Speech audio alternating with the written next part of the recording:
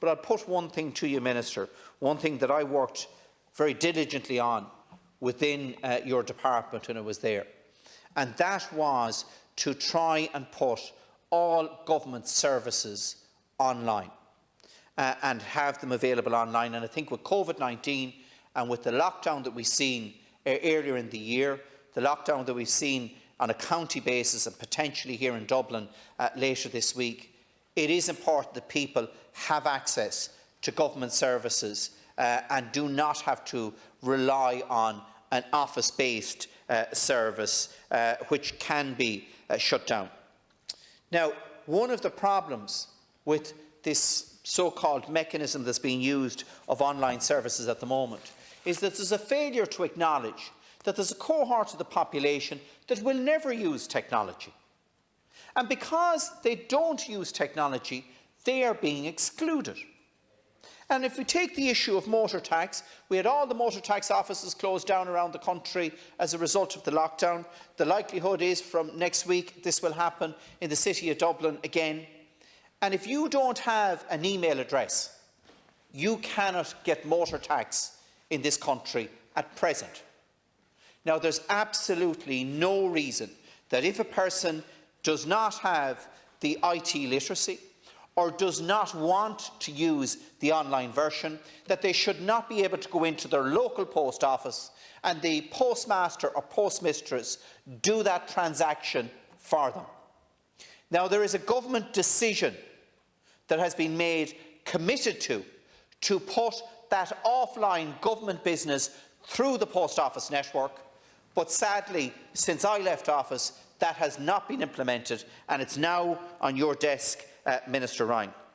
And in fact, we need to go down this road, because coming down the tracks very quickly is the mandatory introduction of the EU Payments Services Directive 2, which will require strong customer authentication to be used in all electronic transactions. So customer identification is going to become far more difficult. Now look, we're all dealing with it in many of the transactions, whether it's here in Leinster House or with our banks. But for older people, that adds to the complexity for them. And surely that authentication could be done through the local post office, providing people with access to a whole range of services that they don't have access to at the moment, where they must travel and queue up in an office, which many older people do not want to have to do now because of COVID-19. And yet, we're still one decision away from progressing any of the services to actually have that frontline service through the local post office. It's been talked about by every member in this House when they're on the opposition benches. And I know, Minister Ryan, I know well the vested interests and the arguments that are being made in Merrion Street against this. I know the arguments that are being made. And it will take a determined effort by you to ensure that this happens.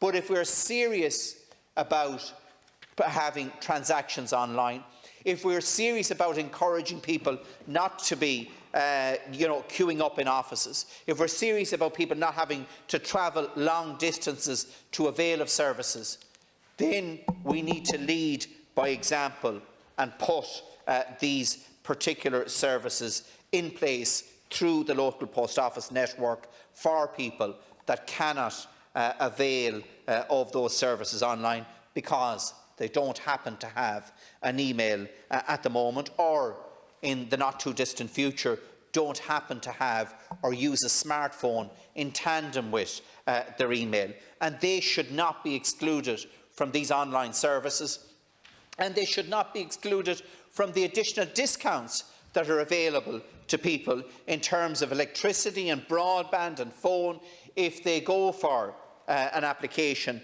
through an online portal rather than having it done physically. And the mechanism is there, and I know that An Post management is willing to meet you more than halfway in relation to that. The other side of it is that because more and more people now are moving to electronic payments, the income coming in to postmasters and postmistresses has fallen dramatically. And any of them that have been unfortunate enough to have their income reviewed since COVID-19, their transactions are based on their current transactions, which have fallen off a cliff. And many of the smaller rural post offices that we committed to as a government in 2018 and 17 that we would actually support are no longer viable. And yet we still have not put the additional services in that we had promised which were a key part of the agreement between the government, An Post and the postmasters. But the government has reneged in relation to its particular aspect of it.